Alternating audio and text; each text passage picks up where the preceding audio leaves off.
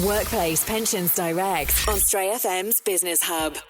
Whatever you do in business, whether you're a owner, a manager, or even just a worker, you should know that auto-enrolment pensions are coming and you should be being consulted on that scheme at some level. I'm delighted to say that Steve Conley, who is the Managing Director of Workplace Pensions Direct, has joined me in the studio to talk about this a bit, because we've talked about this from a business owner, business manager point of view.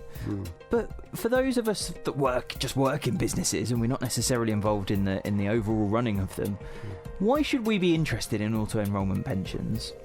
Every worker is, as a result of workplace pension schemes, going to end up in a workplace pension. So it's really important that they end up in a workplace pension that's right for them. It's going to be an important part of their provision for their retirement. For many, it's the only provision that they've got outside of the state pension. Given that the state pension is only £155 per week, that's not really a lot to live a comfortable level in retirement, and people need something else in addition to that. So workplace pensions really is all about putting something in place in addition to the state pension to make sure people have a comfortable level of income in their retirement. So it is a really important decision. It's an important matter to think about, and what I'm trying to do is encourage people to think about that now, because in 2017 there are up to 1 million businesses need to put in place a workplace pension scheme for their workers, and these are the small businesses, so typically 10 employees. So that's 10 million people, which is like 1 in 6 of the UK population. Wow. Are going to have a decision made on their behalf sometime in 2017, which is going to have an important impact on their future. So there's going to be pressure on your bosses to get a scheme set up, because there are financial penalties if they don't, isn't there? Yeah, well, a third of the businesses have already set something up, and this is the remaining 2/3 that now need to set something up in 2017. There's 168,000 businesses just in the first quarter, and there's about just over 200,000 in the second quarter, 200,000 third quarter, 200,000 in the fourth quarter. So this starts now. There are businesses that are meant to have set something up last year and haven't yet done so. So the penalties are significant for the business.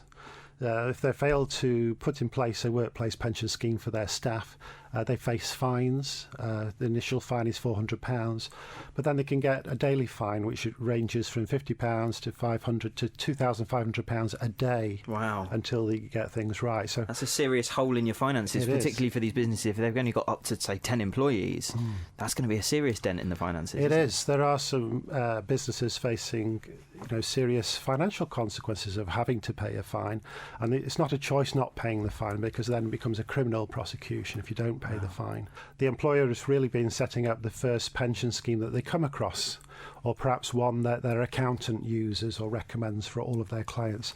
I really just want to remind the employers that are listening that it's their duty to look at a number of schemes and select one that's most appropriate for their workers.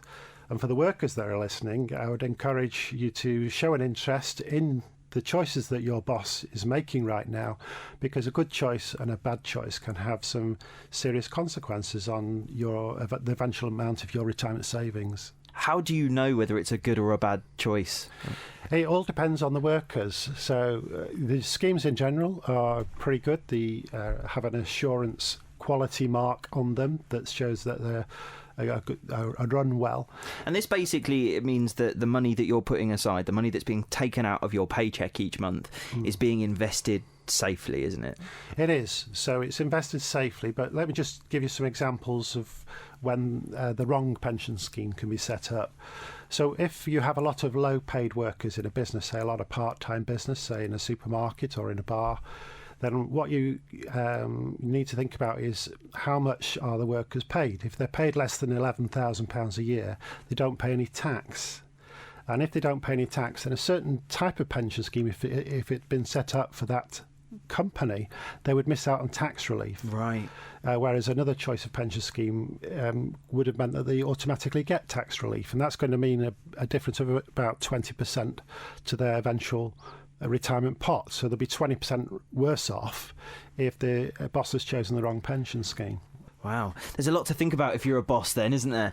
But there are places to get support with this, your company being one of them. Yeah, so my company, Workplace Pensions Direct, we help the bosses and we help the advisors of the bosses meet their requirements with the pensions regulator to tick all the boxes and to do the proper due diligence and make sure that the scheme that is chosen for the workers is appropriate for the workforce. And we are very low cost. It's going to cost the employer far more by not using an expert because they could design a scheme where they're paying a lot more than they need to. They could design a scheme where the employees are paying a lot more than they need to and losing out on the pension pot at retirement.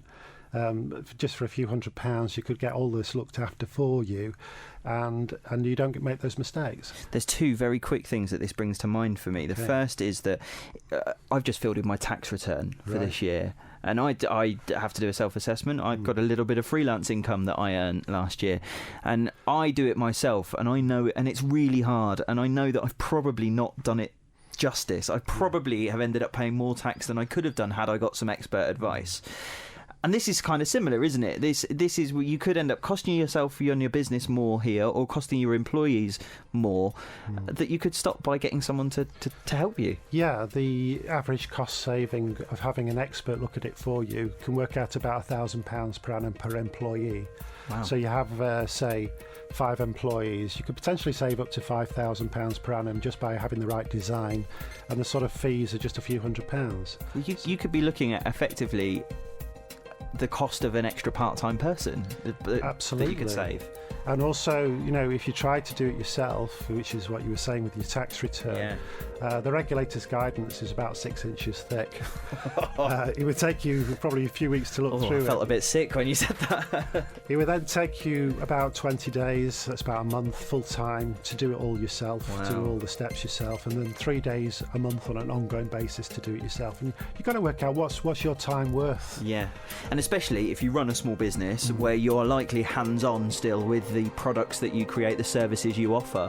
Can you really afford to dedicate that amount of time? Yeah, and there's another distinction as well between the taxman, HMRC, and the VAT man. I don't know if you've had any encounters with... Thankfully not personally, but I'm aware of his work. Well, the reason I mention that is people think, well, the taxman's quite lenient. Sometimes if you miss the 31st of January deadline, then you'd be able to avoid paying your £100 fine and any penalties because you've been made reasonable attempts.